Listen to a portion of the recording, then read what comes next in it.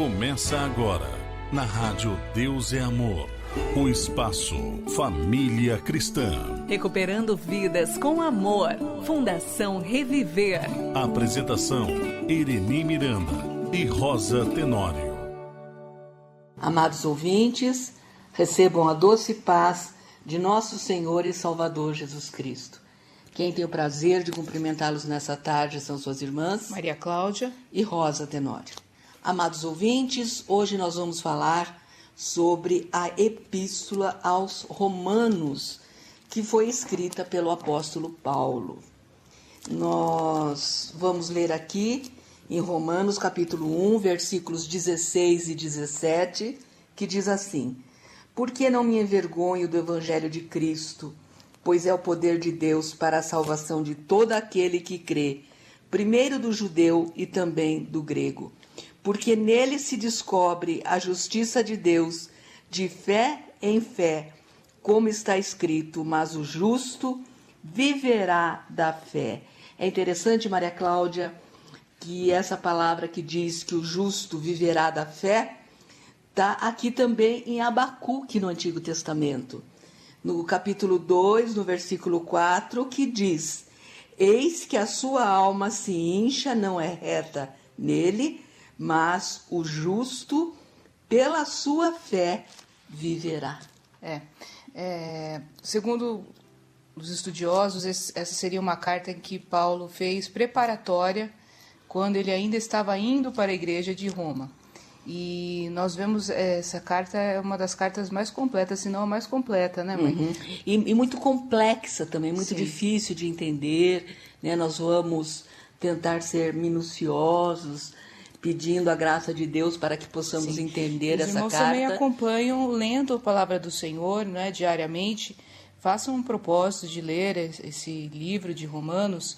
É um livro difícil de entender, como minha mãe disse, ou até o próprio apóstolo São Pedro falou, né, que as epístolas de São Paulo são difíceis às vezes de entender, porque ele era um homem que tinha uma alta instrução e ele fala, nós vamos ver mais detalhadamente que ele fala tanto para os gentios quanto para os judeus. Uhum. E nessa epístola ele fala muito sobre as partes doutrinárias, né? Ele fala muito sobre a doutrina do Senhor, no sentido da doutrina da salvação, como que nós podemos ser salvos. E ele explica tanto para os gentios quanto para os judeus. Por que nós precisamos de um Salvador? Por que nós precisamos da graça de Deus? E cada versículo é um versículo mais contundente do que o outro. Sim. Dá vontade até de ler o livro todo, né, Sim. mãe? Mas nós não vamos conseguir, mas nós vamos ler os principais. Esse versículo, o 1,17, que fala o justo viverá da fé, teve importância fundamental na conversão de um alemão, um intelectual alemão, muito inteligente, muito letrado, católico, chamado Martinho Lutero. Né? Antes de você falar do Martinho Lutero, mãe, também Agostinho tem um testemunho que ele tinha também uma vida extremamente... Na verdade, Martinho Lutero é outra história, né? Mas Agostinho tinha uma vida extremamente desregrada e ele leu no livro de Romanos falando sobre os pecados e quanto ele era necessitado de Deus. E foi aí que ele entregou a sua vida a Deus também e passou a ser um teólogo e totalmente voltado para Deus. Mas vamos falar do Martinho Lutero, que é um dos pais da Reforma, é por isso que nós estamos aqui hoje, porque Deus usou esse homem, né? Sim. Martinho Lutero, como eu disse, era um católico, intelectual, que era um homem muito inteligente, muito letrado, mas que tinha muito medo da morte. E um dia ele estava numa estrada, e veio uma tempestade cheia de raios, ele achou que ia morrer, e fez uma promessa para a santa que ele era devoto, que era a Santa Ana, dizendo que se ele escapasse daquela tempestade, ele iria para um convento. Né? Ele estava estudando para ser advogado, né? Sim. Ele tinha altas inspirações, a família dele era modesta, mas ele tinha um grande desejo por ser um grande intelectual, uma pessoa extremamente inteligente, que gostava muito de estudar. Ele achava que ele ia conseguir a glória, né, de ser um grande advogado, de chegar aos grandes tribunais. Sim. Aí o que aconteceu? Ele escapou da tempestade e foi para o convento. E lá no convento, ele continuou com aquele medo terrível da morte e medo terrível de ser condenado pelo pecado. Ele sabia que ele era pecador. Então, ele fazia várias práticas de autoflagelação. Penitência. Autoflagelação é se flagelar, chicotear a si mesmo, né? Se Sim. flagelar. E ele fazia essas práticas de autoflagelação, mas nem isso aliviava o peso do pecado que ele tinha, e ele se sentia pecador e sentia que ele ia ser condenado. Lembrando aos irmãos que, principalmente nessa época, tanto na época do Agostinho quanto do Martinho Lutero, era uma coisa muito comum ser feito o autoflagelamento, né? Como forma de penitência para que as pessoas... Isso era uma crença que tinha na Igreja Católica, que se as pessoas se flagelassem, elas conseguiriam ganhar o céu por terem sofrido, porque o sofrimento, essa é uma crença que ainda existe entre muitos cristãos, que o sofrimento nos leva para perto de Deus. Na realidade, o sofrimento purifica, né? Na verdade, o sofrimento não purifica nada. O sofrimento nos leva à necessidade de ter um Salvador. Sim. Ele é bom nesse sentido, sim, porque nós sentimos o quanto necessitamos, sim, de um Salvador. Mas se nós formos olhar pela Bíblia, na verdade, Deus é contra a autoflagelação, sim, né? O Senhor fala, inclusive no Antigo Testamento, para nós não fazermos marcas na nossa pele, marcas na nossa carne. Sim. Fala para nós não nos mutilarmos, porque nós somos, sim, o templo do Espírito Santo. Sim. Né? Então, na verdade, essa é uma prática totalmente antibíblica, e eu faço questão de falar isso porque esse é um tema atual, né, mãe? Uhum. Tem muitos jovens hoje que se cortam, que se flagelam, e isso é totalmente contra a palavra do Senhor. Deus te ama muito, não faça isso. Você não está se aproximando de Deus, mas, na verdade, você está destruindo o templo do Espírito Santo, que é o seu corpo. Sim. Só que lá no convento, o Martinho Lutero encontrou uma preciosidade, uma coisa que não existia em praticamente nenhum lugar. Ele nunca conseguiria encontrar isso em outro lugar, porque essa preciosidade, além de rara, era caríssima. Eu estou falando da Bíblia Sagrada. As Bíblias eram escritas à mão, né, pelos monges copistas, então não tinha uma Bíblia, um impresso como nós conhecemos hoje. Sim. Veja que privilégio nós temos hoje, o missionário falava... É uma Bíblia em casa, várias Bíblias em casa. Andando em favos de mel, porque nós, sim, temos impresso em vários modelos diferentes. Sim. Né? Existem Bíblias populares, naquela época não, era aquela Bíblia imensa, escrita à mão, em latim, então, uhum, não era qualquer pessoa que conseguia, sim, entender, ao contrário do que talvez você possa pensar, o latim não era acessível a todos, sim, só quem sabia era, sim, quem estava dentro dos conventos. Sim. O povo falava um dialeto, sim, que hoje é o alemão, né? Sim. Sim. E aí ele começou a ler a Bíblia. Imagina, olha, o privilégio dele ler a Bíblia dentro do convento. E foi aí que ele chegou nesse versículo, o 17, porque nele se descobre a justiça de Deus de fé em fé, como está escrito, mas o justo viverá da fé. Então ele pensou, bom, se o justo viverá da fé, a salvação é pela fé. A salvação não é pelas obras, a salvação não é pelo sofrimento, a salvação não é pela autoflagelação, a salvação não é pelo purgatório, a salvação não é porque nós somos bons, a salvação é pela fé em Jesus Cristo. E naquela época, para construir a igreja de São Pedro, o Papa estava vendendo cartas chamadas indulgências. As indulgências eram cartas que as pessoas compravam para perdoar os seus pecados passados, presentes e futuros, e podia comprar também para algum conhecido, ou seja, através de comprar aquela carta chamada indulgência, a pessoa teria os seus pecados perdoados. Era uma carta assinada pelo Papa. Lembrando que isso é uma ideia da Igreja Católica. Sim. De forma alguma isso está na Bíblia Sagrada. Sim, né? Sim, mesmo porque você não pode comprar a salvação, né? Sim. Mas Martinho Lutero, que agora era um monge agostiniano, ele era um monge agora, estava dentro do convento, era um monge agostiniano, ele ficou revoltado com as indulgências e ele afixou na Catedral de Wittenberg 95 teses sobre a salvação. E nessas teses ele dizia que a salvação era pela fé e que ela jamais poderia ser comprada por ninguém a não ser pelo sangue precioso de nosso Senhor e Salvador Jesus Cristo. Nós temos que entender, irmãos, e isso é até hoje, entre muitos cristãos, entre evangélicos, que a salvação dada pelas religiões é você ser melhor, você melhorar a cada dia e assim você se aproximar de Deus. Ou seja, pelas obras, né? Sendo que nós nunca conseguiremos ser bons o suficiente. Por isso que Martinho Lutero tinha essa ideia e ele tinha essa dor dentro dele, que ele sabia que ele não era digno de Deus.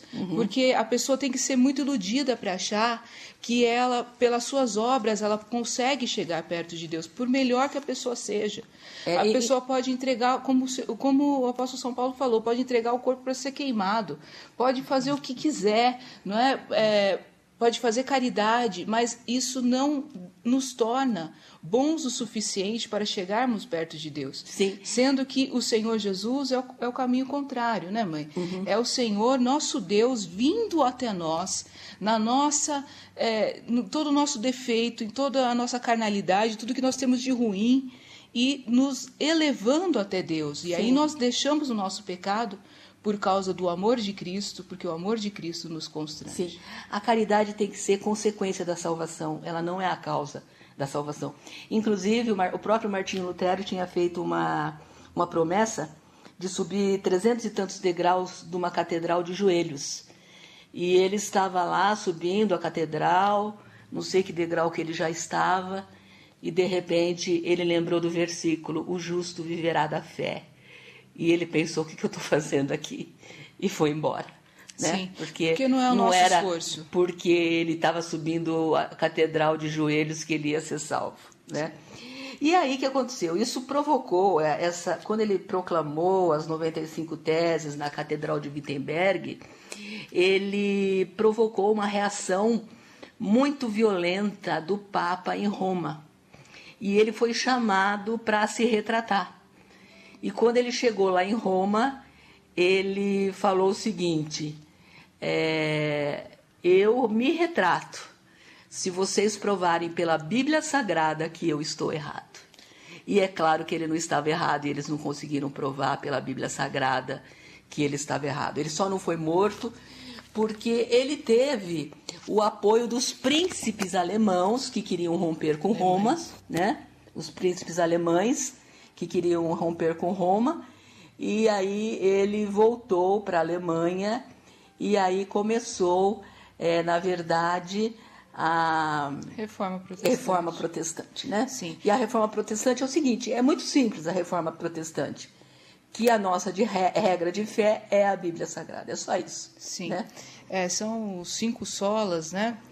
E um deles é sola scriptura, então, ou seja, só na escritura é que tem a verdade, né? Não é em tradições, não é em regras de uma igreja, mas sim na palavra do Senhor. A palavra do Senhor é poderosa o suficiente para nos salvar. E nós lembrando que na época de Martinho Lutero, Roma era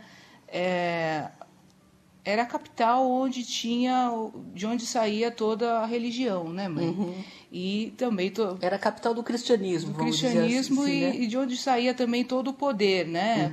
O Papa ainda era um dos homens, ainda é até hoje, mas dos mais poderosos. Então, por isso ele tinha poder para enviar essa resposta para ele, para o Martinho Lutero. Até então tinha acontecido a Inquisição e muitos outros foram mortos, mas no caso dele, e é engraçado, mãe, eu não sei se você se lembra dessa história, tem um homem chamado John Hus, que significa ganso em alemão, e ele foi morto, ele foi contra, né, algumas coisas da igreja, e ele falou, vão matar o ganso, mas daqui a 100 anos vai nascer o cisne. E ele vai conseguir prevalecer com a palavra do Senhor. O cisne é o Martinho Lutero. O Martinho Lutero. E uma coisa tão maravilhosa que o Martinho Lutero traduziu do latim para o alemão o Novo Testamento. Veja como que Deus, né, escolheu esse homem tão letrado justamente por causa dessa obra, né, para poder traduzir para o povo, porque o povo não entendia nada, era em latim. Aí ele traduziu para o alemão.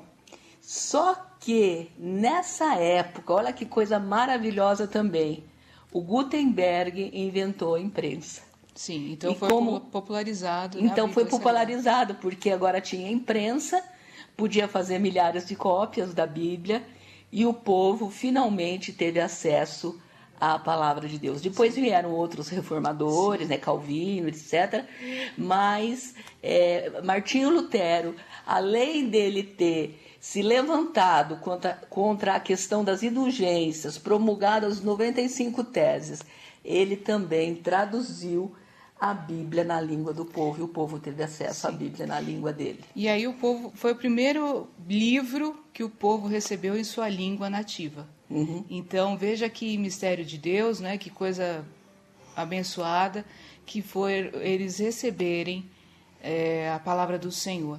E nós vemos, mãe, eu vejo uma similitude, né? Uma similaridade entre São Paulo e Martinho Lutero, porque veja que Deus também usou toda essa instrução que Paulo tinha, não é, para escrever essas epístolas, principalmente a de Romanos, que nos ensina toda a doutrina de Deus, que nos ensina isso que é tão difícil de entender, que é a salvação para os gentios, a salvação para os judeus, como Deus não faz acepção de pessoas, como Deus se importa com todos nós, como todos nós somos pecadores, para Deus não tem um que seja melhor do que o outro, não, muito pelo contrário, todos nós estamos debaixo do pecado, todos nós precisamos de Deus.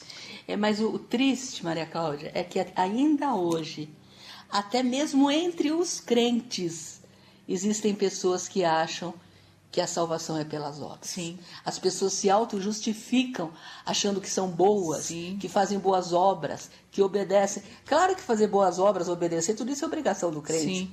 Ele é salvo e tem que obedecer. Andam decentemente, falam, eu ando decentemente, eu estou salvo. Isso não é mais do que a sua obrigação, não é? Até como cidadão. A pessoa, porque ela obedece a doutrina, ela acha que ela já é salva. Sim. Não, você obedece a doutrina porque você foi salvo por Jesus na cruz do Calvário. Sim. Né? Obedecer a doutrina, obedecer a palavra de Deus, fazer caridade, fazer o bem, como eu disse, é consequência da salvação, porque somos salvos, fazemos essas coisas, e não ao contrário, somos salvos porque fazemos essas coisas. Sim. Ao mesmo tempo, não é porque nós estamos na fé que nós não fazemos as obras, porque a Bíblia diz, né, que a fé sem obras é morta, e seria a mesma coisa que nós crucificarmos o Senhor Jesus de novo. Né? Aí a Bíblia também fala, aquele que sabe fazer o bem e não faz, peca. Comete pecado. Então nós temos que fazer o bem. Não estamos falando contra o bem, nem contra a caridade, nem contra a doutrina, mas estamos falando que essas coisas são insuficientes para salvar, porque quem salva é o sangue de Jesus Cristo, que foi vertido por nós na cruz do Calvário. Sim, o Senhor nos regenera, o Senhor nos transforma, não é? E nós passamos a ser uma nova criatura, nós passamos a ser filhos de Deus. Mas uma coisa que me chama muito a atenção, mas nesse versículo que você leu, não me envergonho do Evangelho, que é o poder de Deus, ele está falando com os romanos, ou seja, voltando lá para São Paulo, né? Voltando para a época em que Roma era 100% o lugar de onde saía todo o poder. Roma dominou toda a Europa e um pedaço muito grande da Ásia. Né? Então, era o maior império que havia. E ele está falando com os cidadãos ali daquele lugar e falando sobre poder. Do mesmo jeito que eles tinham poder sobre todo o Império Romano, sobre todas aquelas nações dominadas, mas muito maior do que isso. É o poder de Deus. Sim. Não me envergonho. Porque o versículo 16, porque não me envergonho do Evangelho de Cristo, pois é o poder de Deus para a salvação de todo aquele que crê, primeiro do judeu e também do grego. Sim, eu queria só fazer mais um parênteses também, lembrando que o apóstolo São Paulo, ele era judeu, ele era filho de judeus, ele era da religião judaica, Fariseu, ou seja, era um dos principais da religião dele. Ele falou que ele era um dos principais da sua seita, é assim que ele fala. Mas ele também era cidadão romano. Ele era cidadão romano, mas as pessoas às vezes podem pensar, e ele não morava em Roma? Não, ele era de uma cidade que era considerada como sendo território romano. Quem nascia naquele lugar era cidadão romano. Pense, por exemplo, uma pessoa que nasce em Fernando de Noronha. Ela não está nascendo no continente, né?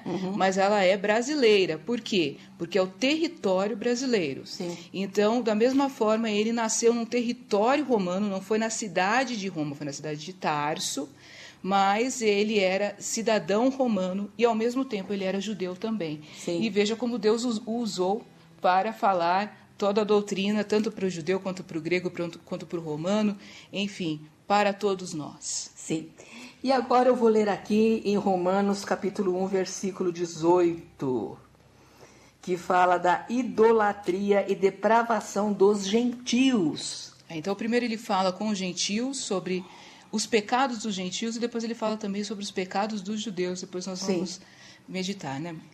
Porque do céu se manifesta a ira de Deus sobre toda a impiedade e injustiça dos homens, que detêm a verdade em injustiça.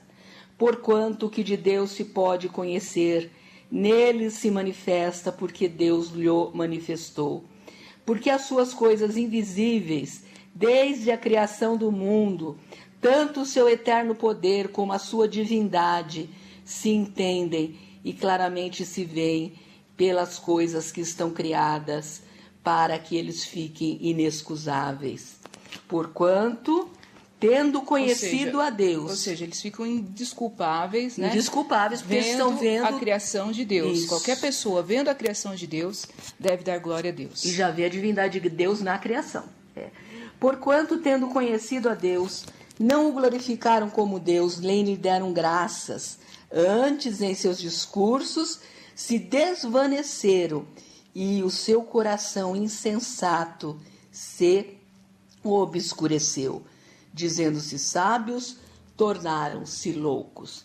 E aí Deus, né, Maria Cláudia, permitiu que acontecesse alguma coisa com eles por causa da idolatria. Veja que a idolatria, que é tão falada no Antigo Testamento e agora no Novo Testamento também, ela é falada de uma forma que ela é considerada abominação a Deus. Sim, né? Lembrando que aí o apóstolo São Paulo está falando o quê?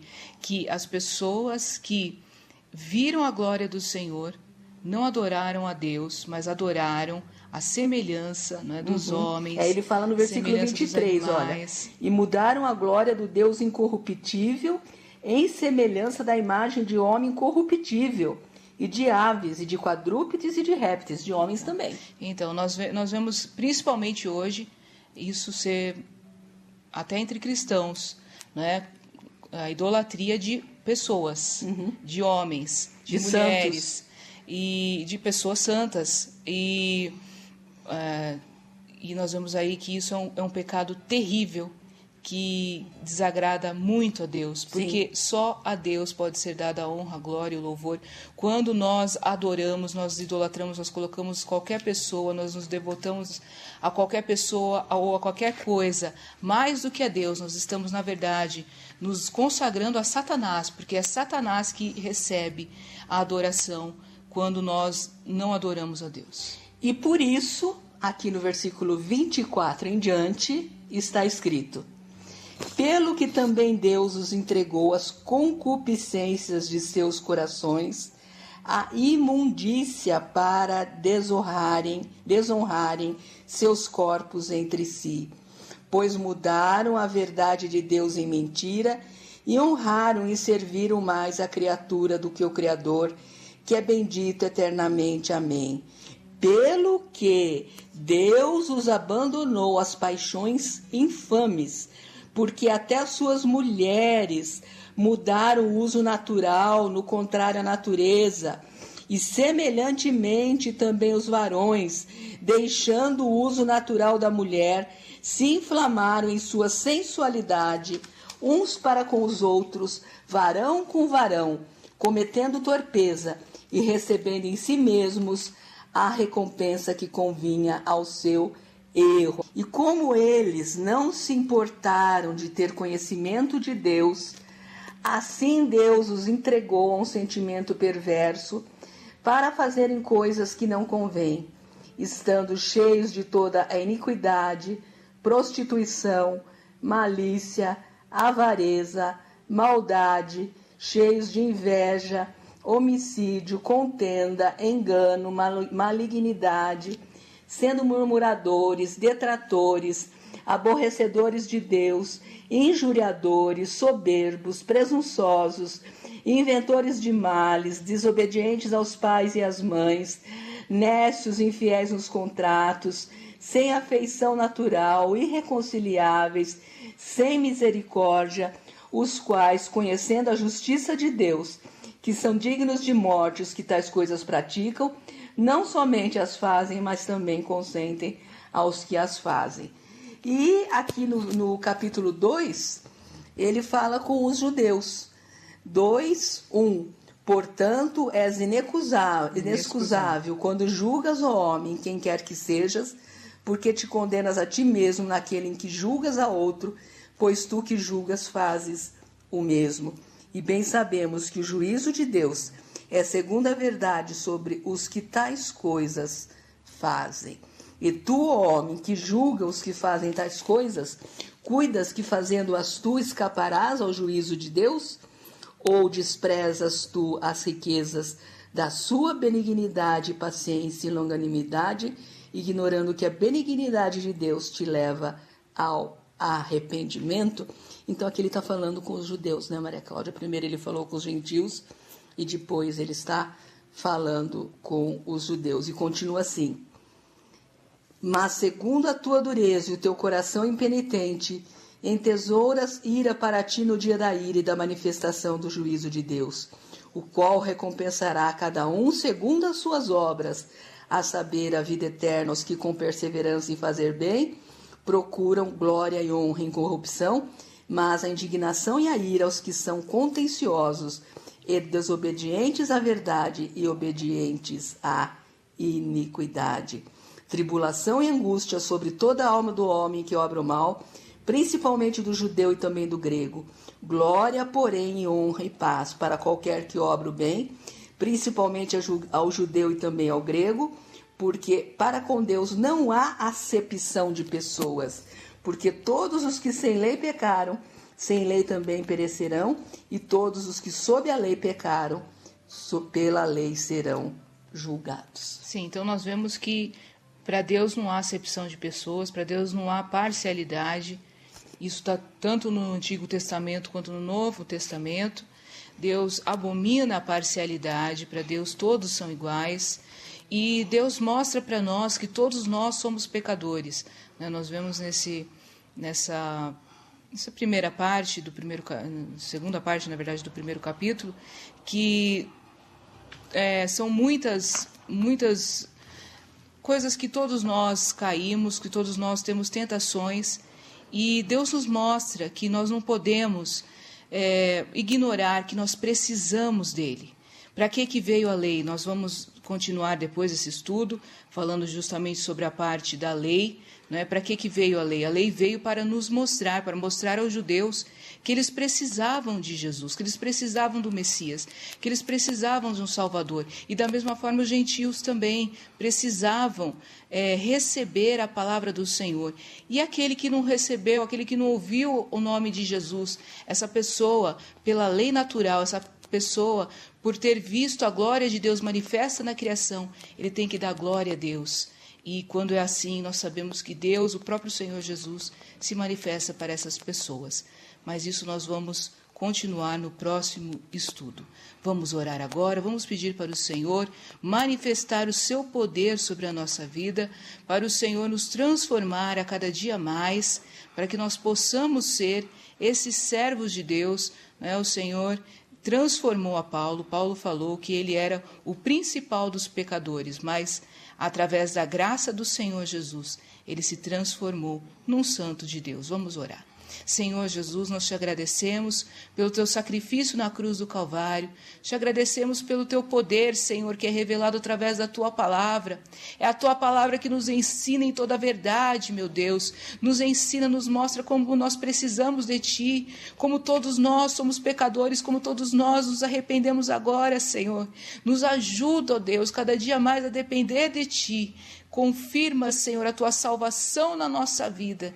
Em nome de Jesus. Amém, Jesus.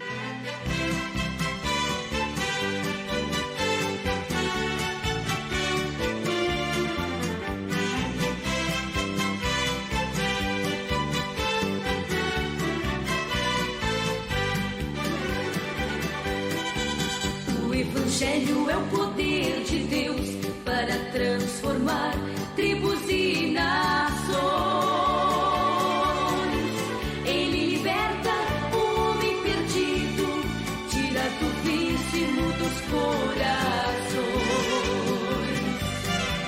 Não me envergonho do Evangelho, que é o poder de Deus.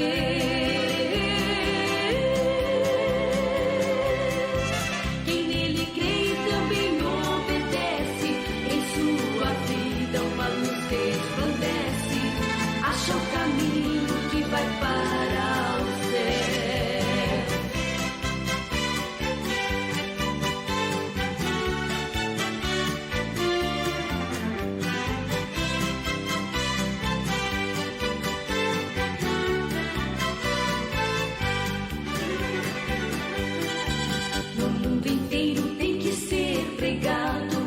O Evangelho a toda criatura. Quem nele crer e for batizado, este será salvo da ira futura. Não me envergonho do Evangelho, que é o poder de Deus.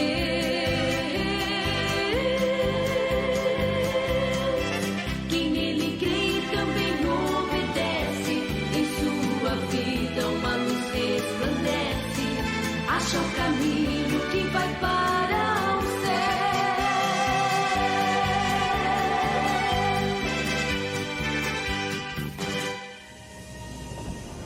Seriedade, comprometimento, respeito pelo ser humano. Fundação Reviver, recuperando vidas com amor.